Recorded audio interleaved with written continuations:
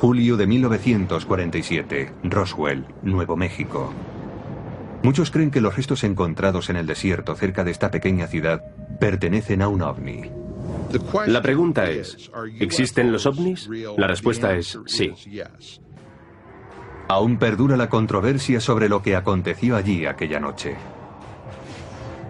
Un exoficial de inteligencia del ejército de los Estados Unidos ha contribuido a la polémica. Según él, los ovnis no solo existen, sino que el ejército estadounidense ha copiado tecnología avanzada de ellos. Él lo sabe, afirma, porque ha tenido en sus manos muestras de esa tecnología y ha visto los cuerpos de los alienígenas encontrados en Roswell. The humanoid type body came from the Roswell area where there was a crash in 1947. ¿Por qué debemos creerle? ¿Por su rango? ¿Por los años de servicio al país y por su reputación? Pues era considerado uno de los militares más brillantes en su especialidad. ¿Quién es este individuo? ¿Qué dijo en el pasado? ¿Cuáles de sus predicciones se han cumplido? Según las palabras del teniente coronel Philip Corso, él era el responsable de que la tecnología extraterrestre llegara a los laboratorios militares y a los científicos civiles, quienes se valieron de ella para fabricar dispositivos láser, fibra óptica, circuitos integrados, gafas de visión nocturna y chalecos antibalas. Estudiamos platillos volantes que se han estrellado o que han sido derribados y tratamos de averiguar cómo funcionan. Muchos niegan que la tecnología extraterrestre haya sido el motor de la industria militar. Es una forma peculiar de confiar en la ingenuidad humana. Supe que Philip Corso no decía la verdad gracias a una serie de cosas. ¿Será la historia de Philip Corso fruto de su fantasía y su ambición? ¿O la confirmación de que en Roswell se estrelló un ovni en 1947? ¿Se inició realmente gracias a ese hecho un programa militar secreto que incorporaba la tecnología extraterrestre a la industria armamentística?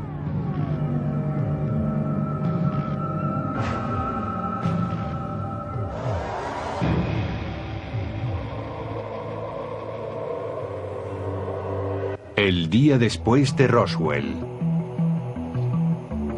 Verano de 1947. El oficial Philip Corso está de servicio en la base militar de Fort Riley, Kansas, cuando en una misión de patrulla encuentra algo que cuestiona los fundamentos de la historia. Corso era militar de carrera, un oficial muy respetado en los servicios de inteligencia, con capacidad de decisión en caso de guerra. Pero juró que en un edificio abandonado dentro de un cajón de embalaje se guardaba el cuerpo de un ser de otro planeta. Corso publicaría esta y otras revelaciones en un libro llamado El día después de Roswell, que se convertiría en un bestseller tras su publicación en 1997. 5 coroneles acudieron a una sesión de firma de libros y confirmaron que todo lo que mi padre había escrito era correcto. Corso murió en 1998. Pero los datos que reveló en su libro siguen suscitando polémica. A continuación, trataremos de analizar su carrera militar y sus sorprendentes declaraciones acerca de los ovnis.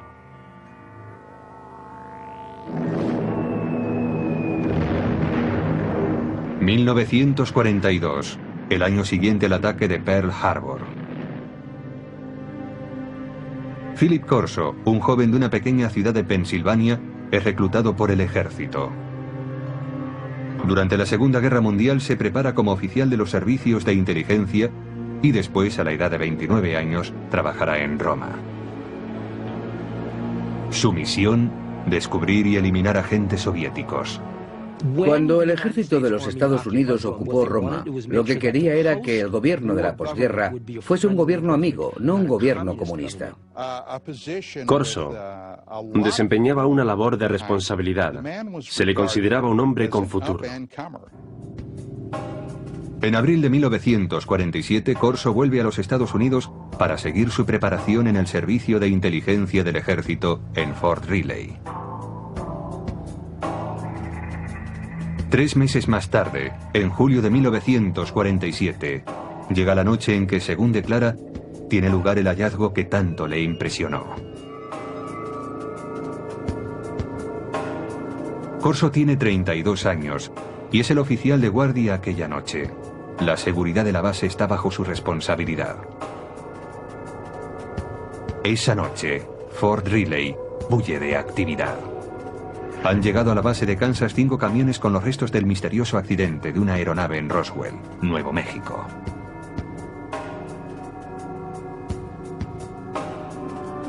Corso, como oficial de inteligencia, está intrigado por el cargamento.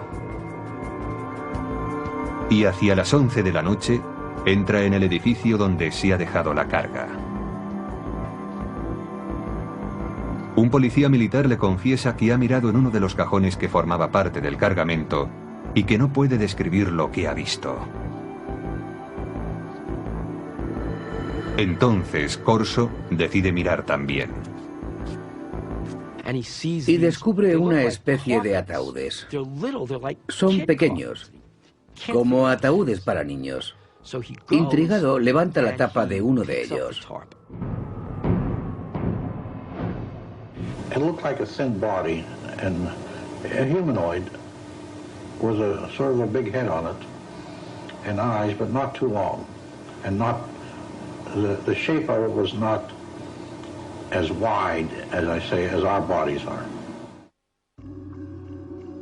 Corso dice que aquel fue su primer encuentro con extraterrestres, pero que no sería el último, ni el más significativo. Más tarde, le serían confiados expedientes secretos y objetos de origen extraterrestre. Estos últimos, según él, provocarían una revolución tecnológica. Pero en 1947 acababa de empezar esta historia.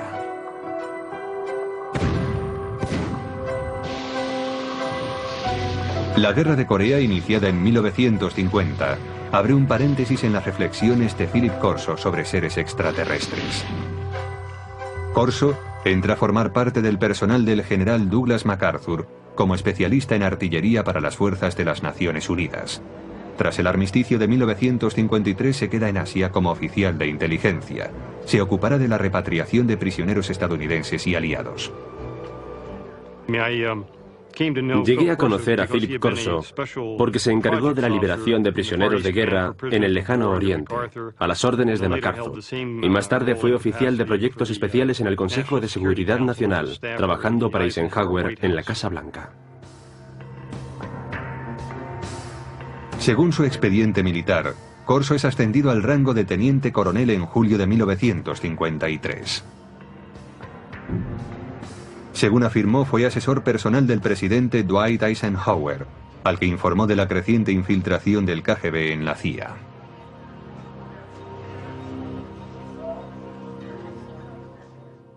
Y Corso se quejaba de esto ante Eisenhower en el Consejo de Seguridad Nacional. Corso declara también que Eisenhower le premió otorgándole la comandancia de un batallón. Los archivos militares confirman que fue nombrado comandante de un batallón de artillería en el campo de misiles de Red Canyon.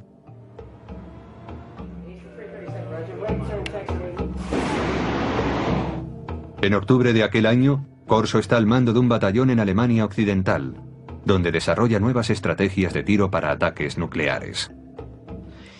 Allí demuestra que sabe cumplir órdenes, pero también demuestra que tiene iniciativa. Está al mando de una batería de armas nucleares.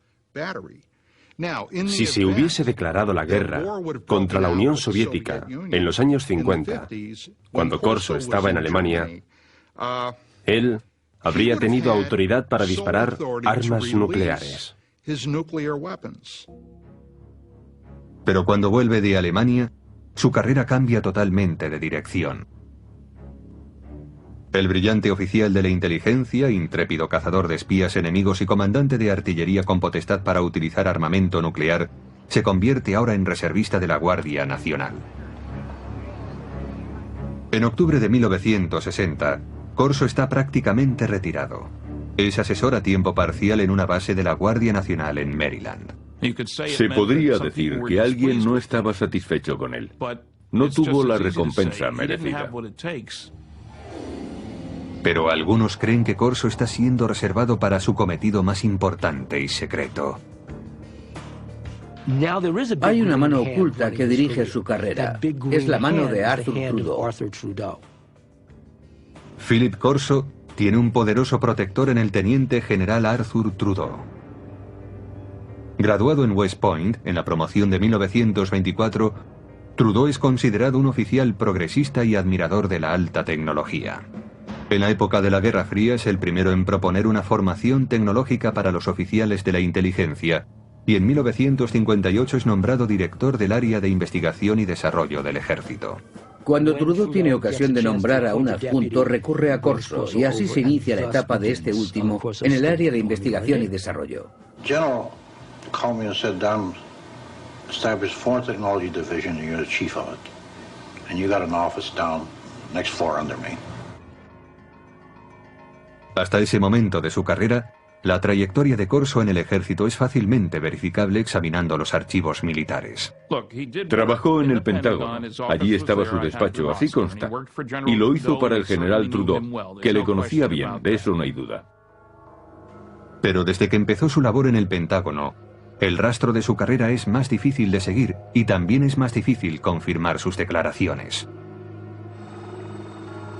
Corso escribió que su trabajo en el Pentágono incluía el análisis de los avances militares extranjeros como el armamento para helicópteros desarrollado por los franceses o el caza de despegue y aterrizaje vertical del ejército británico. Dicha tecnología sería invertida por los estadounidenses. Los militares han desarrollado a lo largo de los años una serie de proyectos dirigidos a copiar dispositivos tecnológicos provenientes del extranjero. Así, una de las tareas de Corso era acceder a esa tecnología extranjera, como la francesa, e invertir su ingeniería. Si se descubría algo bueno, era incluido en los planes tecnológicos propios. Invertir la tecnología enemiga resultó algo habitual en la época de la Guerra Fría. Los soviéticos utilizaron los aviones Sabor capturados de los norteamericanos para invertir su tecnología, y los Estados Unidos utilizaron los MiG capturados para invertir la ingeniería soviética. La tarea de Corso implicaba estudiar la tecnología extranjera, pero su trabajo cambiaría pronto. Poco después del 20 de julio de 1961, dice Corso, el general Trudeau le llama a su despacho y le adjudica una labor sorprendente: examinar la tecnología de la nave extraterrestre que se estrelló en Roswell, Nuevo México, en 1947.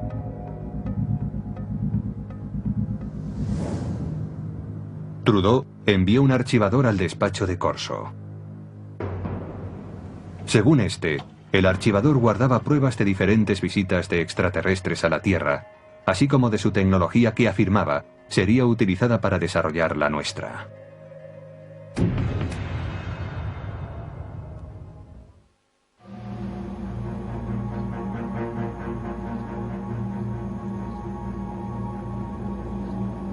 Philip Corso declaró que en 1947 él había visto los cuerpos de los extraterrestres cuyo ovni se había estrellado cerca de Roswell, Nuevo México.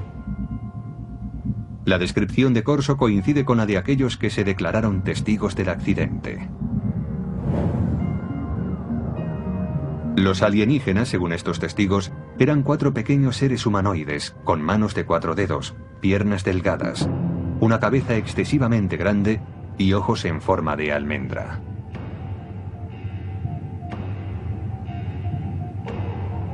Dichas descripciones aparecen supuestamente en los documentos clasificados por los investigadores del gobierno. Hasta el día de hoy, dichos documentos no han sido autentificados.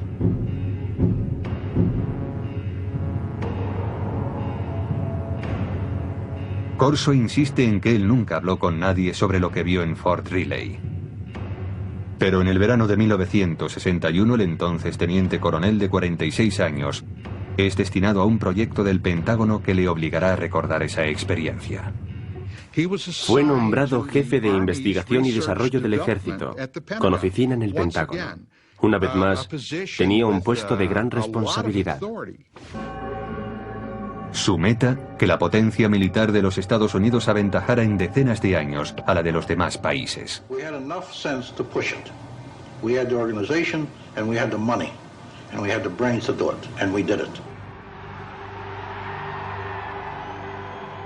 Durante la época de la Guerra Fría, dice Corso, preocupaba mucho al gobierno que los rusos llegasen a tener acceso a los materiales extraterrestres o, lo que era aún peor, que los alienígenas utilizaran su superior tecnología para invadir la Tierra. Según Corso, un armario archivador contiene los extraordinarios utensilios hallados en Roswell.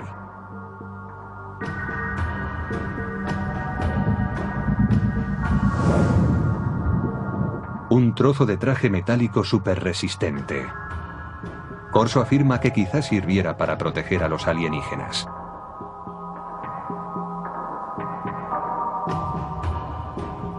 Un tubo que parece lanzar una potente luz roja. El teniente coronel piensa que podría ser un instrumento quirúrgico o un arma. Una corona para la cabeza que, según los informes militares, podría haberse usado para transmitir pensamientos o para guiar la nave espacial.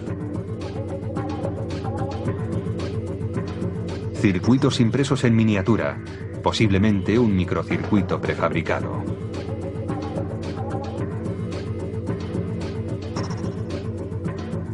Un cable flexible que podría haber transmitido luz. Y una lente para ver en la oscuridad, supuestamente extraída del ojo de un extraterrestre. Para identificar tan extraños objetos, Corso declara haber estudiado con detalle documentos clasificados del gobierno referentes a la tecnología extraterrestre supuestamente encontrados en Roswell. Según dichos informes, algunos de los más destacados científicos del mundo, hombres como Werner von Braun y J. Robert Oppenheimer, accedieron al lugar del accidente en Roswell. Corso dice que el teniente general Trudeau le autorizó a confeccionar la lista de hombres que incluiría en su equipo. You will put on that team anybody that you want. Engineers, scientists, and even I told the Germans. Told them I'll take a couple of Germans too, in addition to the US scientists. Basándose en la cuidadosa lectura de los informes Roswell, Corso declara haber desarrollado su propia teoría sobre cómo podría funcionar la nave extraterrestre. Lo que decía Corso era que la nave no era un platillo volante. No vino volando, sino que lo hizo saltando en el tiempo. Decía que eso era todo lo que sabía, que había una especie de onda alrededor de la nave, que hacía suponer que se trataba no de una nave espacial, sino de una máquina del tiempo. Y la razón es que, para recorrer tan enormes distancias, tenía que abandonar lo que nosotros conocemos en física como un continuum espacio-tiempo. Desprenderse de eso y aparecer repentinamente en otro lugar. En las notas personales de Corso hay dibujos que detallan sus conceptos. Corso especula con que la nave extraterrestre fuese manejada mentalmente por un mecanismo encajado en el cráneo del alienígena. Parece que si se gira la corona en torno al cráneo del alienígena, las tomas electromagnéticas encajarían con determinadas partes de su cerebro. Una vez concluida la investigación, Corso decide que está preparado para ir más allá. Su aplicación. La tecnología extraterrestre que, según él, procede de Roswell, es mostrada a determinadas firmas para su desarrollo. Traten de imaginar qué sucedería si una nave espacial se estrellase contra la Tierra y en ella hubiese un fabuloso dispositivo tecnológico y alguien como Corso entregara ese material a unos laboratorios de investigación diciendo: averiguad cómo funciona esto. El resultado, sostiene Corso, fue el replanteamiento de todos los avances tecnológicos producidos hasta entonces.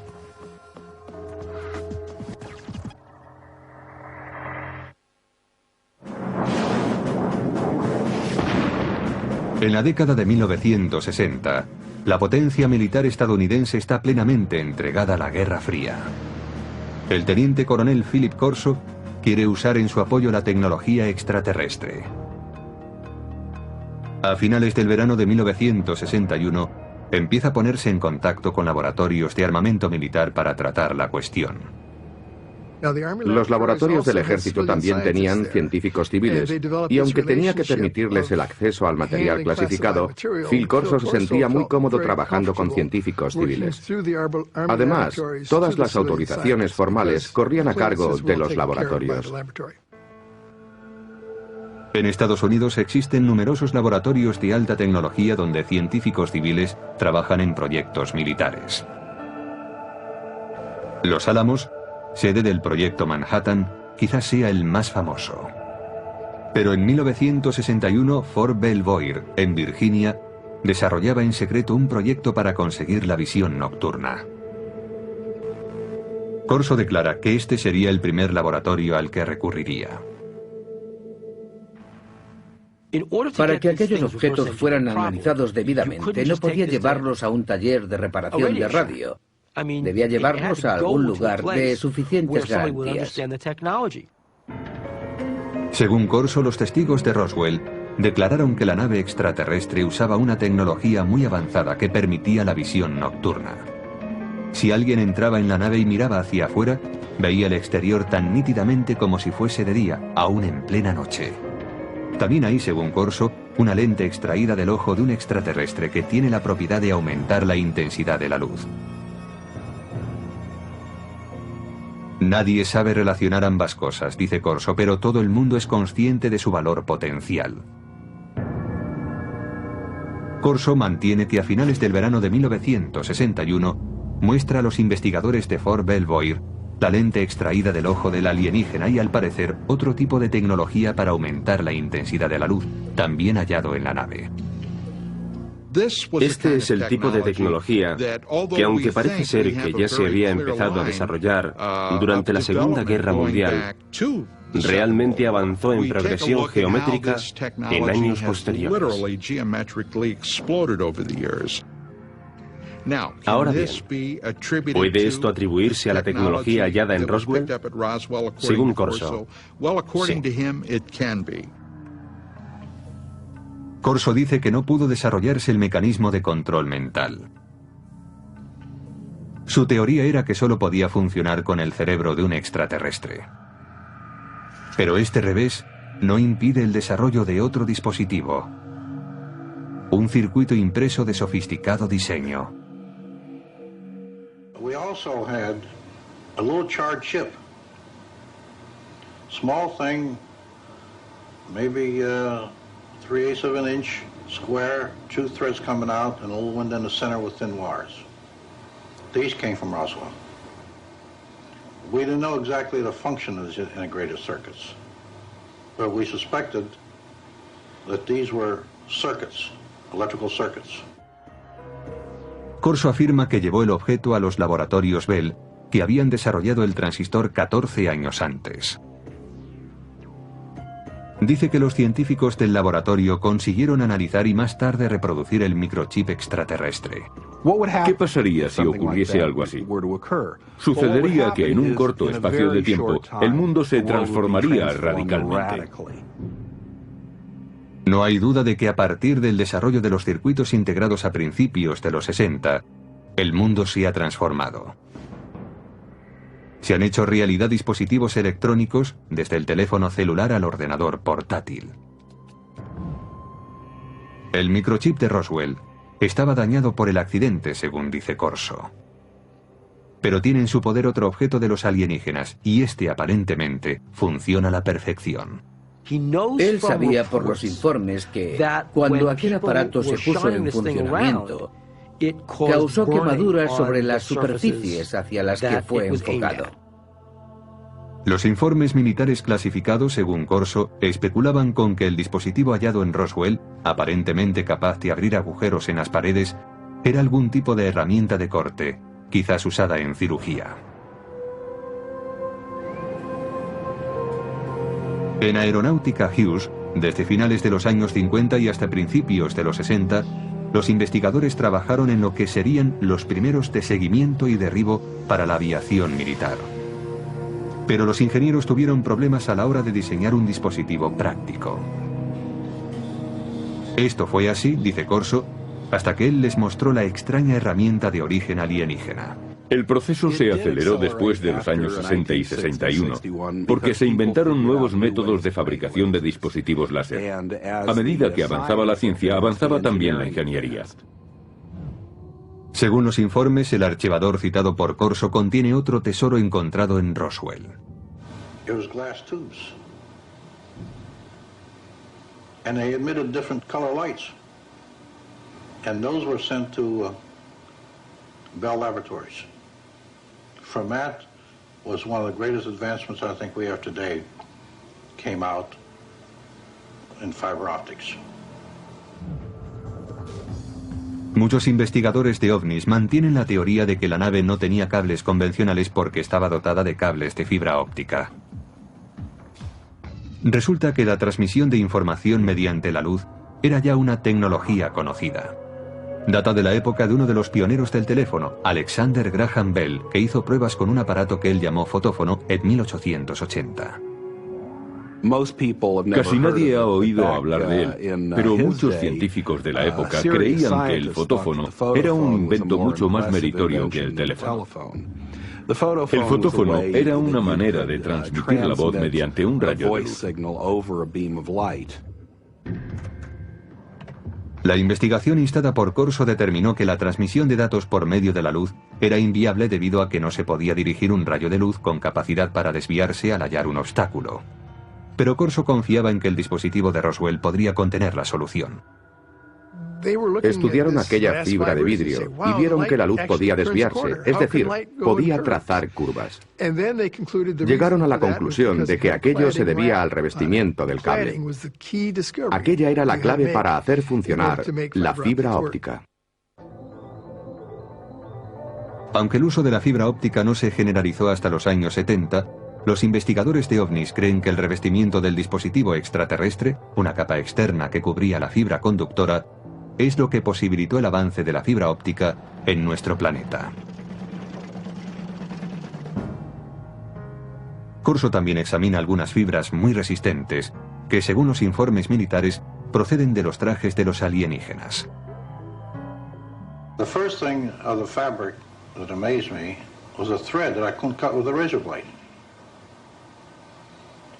Just a thread. Corso ofrece en su libro una teoría referente a las fibras que componían el tejido de los trajes alienígenas.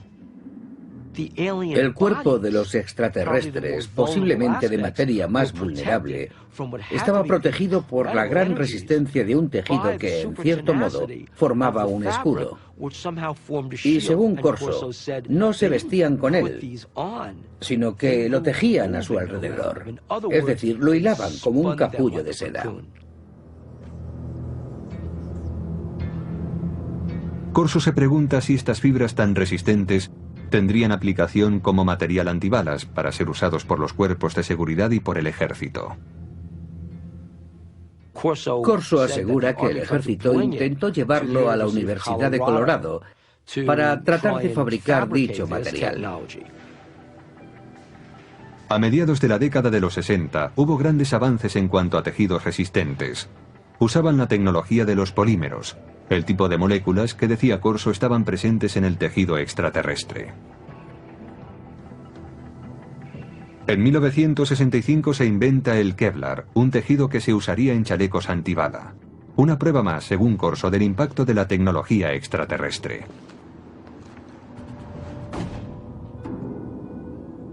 Nadie niega que el periodo en que el teniente coronel trabajó en el Pentágono coincide con un periodo de gran desarrollo tecnológico en los Estados Unidos.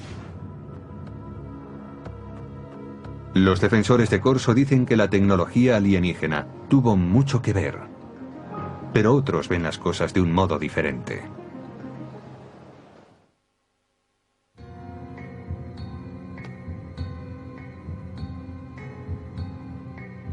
En su libro El día después de Roswell, el teniente coronel Philip Corso declara haber introducido la tecnología extraterrestre hallada tras el incidente de Nuevo México en la agenda de los militares estadounidenses.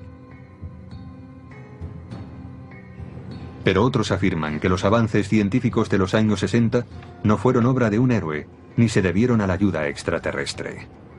Resulta simpático pensar en un héroe que nos conduce a un mundo de avanzadas tecnologías adquiridas de platillos volantes. Pero después de trabajar en numerosos programas de investigación y desarrollo, puedo asegurar que no es esa la forma en la que avanza la tecnología. Por ejemplo, en un programa aeronáutico de propulsión nuclear empleamos 3.500 personas, 1.100 de ellas eran ingenieros y científicos. Gastamos $100 millones al año. Esa es la clase de trabajo que se hace para desarrollar una nueva tecnología. Dice Corso que el uso del láser pasó de la teoría a la práctica después de que los científicos examinaran el objeto encontrado entre los restos del accidente de Roswell. Pero para los historiadores, eso es ciencia ficción. El láser es un buen ejemplo para aclarar que un invento no surge de la noche a la mañana. No se produce porque a un científico le llegue la inspiración, baje a su taller del sótano y 15 minutos después obtenga un rayo láser. En realidad, el estudio del láser empezó en 1951, cuando un físico de la Universidad de Columbia estaba dando un paseo por Washington. Aquel físico era Charles Townes. Me desperté pronto aquella mañana, preocupado por no haber llegado a ninguna conclusión. Después del desayuno salí a dar un paseo por el parque. De pronto pensé, un momento, podemos disponer de toda una colección de moléculas, todas ellas activadas con un exceso de energía. Me puse a hacer números y comprobé que podía hacer que aquello oscilara. Necesitó 2 años y $50.000 de subvenciones gubernamentales antes de presentar un prototipo de láser de microondas, aunque escasamente operativo. El primer dispositivo láser utilizaba microondas, no luz. La versión emisora de luz no estuvo operativa hasta 1960, 9 años después de que el profesor Townes iniciara sus investigaciones. En cuanto a la aportación de los alienígenas... No, los extraterrestres no tuvieron nada que ver con la tecnología del láser y en realidad yo tampoco. No creo que los extraterrestres nos hayan dado ninguna información. Mientras que el desarrollo del láser se produjo con lentitud, los circuitos integrados avanzaron rápidamente. Pero el mayor logro de los científicos vino mucho después de que Corso se jubilase. El verdadero avance tuvo lugar en 1971, cuando un hombre llamado Tim Hoff introdujo un microprocesador en una pieza de silicona, una computadora en un chip. Lo que sucede básicamente en un circuito integrado es que controlamos el flujo de electrones, o en ciertos casos, la ausencia de electrones. Ted Hoff, conocido como el arquitecto del microprocesador, empezó a trabajar con circuitos integrados en 1968. Hoff refuta la declaración de Corso según la cual un chip alienígena hallado tras el accidente de Roswell hizo posible una versión terrestre. En un accidente, se puede suponer que se han producido daños, y estos daños pueden hacer aún más difícil el análisis de un objeto. Incluso cuando se dispone del objeto, se necesita un contexto. Quien haya visto este objeto en aquellos días, sin un contexto en el que enmarcarlo, en otras palabras, sin saber para qué servía, tendría incluso menos posibilidades de entenderlo. Hoff dice además que para reproducir un circuito integrado, como Corso dice que se hizo en 1961, habría sido necesario un microscopio electrónico de exploración, el cual no se inventó hasta 1966. Incluso si se observan hoy en día estos objetos, su resolución es tal que los microscopios ópticos ordinarios no podrían apreciarla. Haría falta algo más sofisticado. No creo que en aquel tiempo nadie hubiese podido imaginar qué cosa era aquella. Philip Corso dice también que el cable de fibra óptica extraterrestre inspiró a los científicos. Pero los científicos no apoyan su afirmación, porque la fibra óptica requirió una confluencia de tecnologías que fueron apareciendo a lo largo de décadas. La idea empezó a ser realmente interesante en 1965, cuando el láser ya estaba disponible. Alguien supuso entonces que se podía dar un uso comercial a la fibra óptica. Y así, poco después, el proyecto fue abordado por un trío de inventores en Corning. Consiguieron por fin fabricar fibra óptica en 1970. La luz de un láser mejoraba la fuerza de la señal. El equipo de investigadores de Corning Glass creó una forma de sílice fundido. Este purísimo material de vidrio era capaz de transportar 65.000 veces más información que el hilo de cobre. La fibra óptica ya era algo interesante desde el punto de vista comercial, 10 años después de que Corso proclamara haber acelerado la tecnología. Ese fue el verdadero logro de Don Deck, Peter Schultz y Bob Maurer. Encontrar esa forma tan innovadora de fabricar vidrio. Corso declaró también que su secreto había inspirado un salto cuántico en la tecnología de la imagen. Pero los expertos afirman que la tecnología para convertir la noche en día también llevaba décadas desarrollándose. El proceso fue evolucionando paulatinamente. Había empezado allá por 1940, cuando se suministraron a los ejércitos aliados, en la Guerra del Pacífico, pantallas de radar con intensificación de imagen. El primer dispositivo de visión nocturna empleaba la formación de imágenes térmicas. Desarrollado por los alemanes durante la Segunda Guerra Mundial, convertía energía calorífica en un espectro visible usando una luz infrarroja y un receptor. Más tarde, a principios de los 60, William Spicer, un investigador del Departamento de Defensa, creó un mecanismo para la intensificación de la imagen. Los científicos de Fort Belvoir se basaron en sus trabajos. La intensificación de imagen no requiere luz adicional. Funciona como un receptor de radio para ondas lumínicas, amplificando la luz existente. Los intensificadores de imagen actuales son lo bastante pequeños para poderse llevar como gafas y son capaces de amplificar la luz, multiplicándola por 35.000.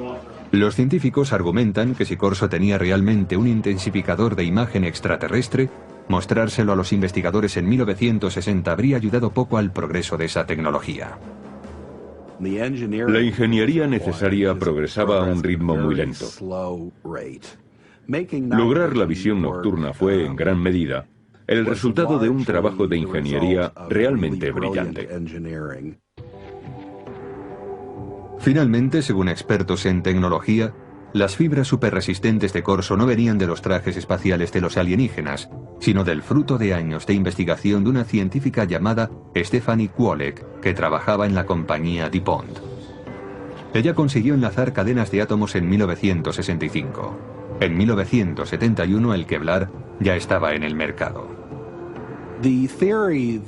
La teoría de que algo como el Kevlar salió de un platillo volante resulta tan chocante para mí como insultante para alguien como Stephanie Kwolek, que invirtió enormes esfuerzos, años de su vida, una enorme dedicación e inteligencia para desvelar los secretos de la naturaleza. Además, algunos escépticos insisten en que el teniente coronel Corso sencillamente no tenía los conocimientos suficientes para promover un programa de ingeniería inversa. Leí algo que había escrito hace años y vi que aquello no era alta tecnología. Yo he trabajado para General Electric, Westinghouse, General Motors, TRV System, McDonnell Douglas y junto a muchos científicos. Yo mismo soy físico y no vi nada en los escritos de Corso que indicara que tenía los conocimientos, el talento, la formación para manejar un material como aquel y llevarlo a la industria. Corso tenía una respuesta para tal objeción. Decía que su equipo de científicos de élite le ayudaba a interpretar los objetos de Roswell. I didn't have the training or the background for something. You know, they got highly technical. But fortunately, the German scientists were there. I knew von Braun, and I knew Hermann Oberth. Oberth was a man that said we've been helped. But we had to keep it quiet to protect our budget, protect our organization. Para los escépticos, caben más dudas acerca de Corso. Según ellos, un teniente coronel no debería asumir funciones como las que Corso se atribuía. Creo que un indicio de su consideración dentro del ejército viene dado por el hecho de que nunca llegó a coronel, a pesar de sus muchos años de servicio. Pero otros apoyan las afirmaciones de Corso. en particular aquellos que dicen conocer el funcionamiento interno del ejército. En aquellos días, un teniente coronel tenía mucha más autoridad e importancia que ahora. Pero incluso hoy, hay tenientes coroneles que conocen mucho acerca de planes y operaciones importantes.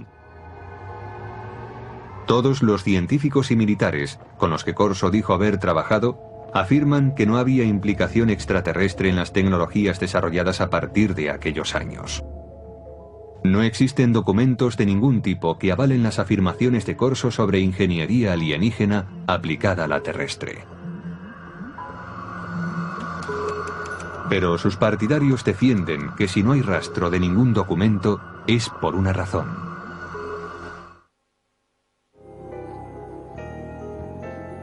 Quienes creen que una nave extraterrestre se estrelló cerca de Roswell coinciden en una cosa: el gobierno ocultó sistemáticamente la verdad. El gobierno de los Estados Unidos y otros gobiernos del mundo han ocultado pruebas para dar este asunto por concluido, pretendiendo así acabar con el misterio. Philip Corso alega que él también debía mantener en secreto su programa de ingeniería inversa. We couldn't discuss it. We made a decision. It cannot be discussed outside of us. We're doing good. We have the authority, we have the money for our R&D projects. Well, that's fine. Let's keep it that way. Let's not get mixed up in the murky area of whether they exist or not. En cuanto a la contribución de Corso a los avances de la ciencia, los escépticos dicen que la tecnología que él declara haber impulsado por aquella época ya estaba a punto de aparecer. Como prueba, aluden a la famosa corona de control mental, una tecnología extraterrestre que Corso reconoció que no pudo ser desarrollada. Hoy está en camino de convertirse en realidad sin su ayuda. Desde los años 70, los científicos han estado experimentando con las ondas cerebrales salidas del electroencefalógrafo para suministrar información y alterar el comportamiento. En la actualidad es posible usar juegos como este que informan a través de un electroencefalógrafo para aprender a controlar los estados del cerebro. Pero la tecnología del control mental ha avanzado más aún.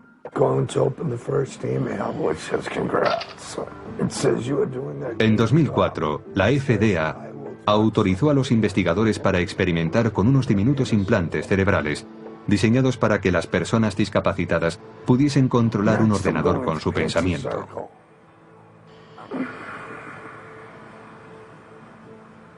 Los investigadores de ovnis dicen que los supuestos ocultamientos del gobierno pueden oscurecer para siempre los hechos de Roswell.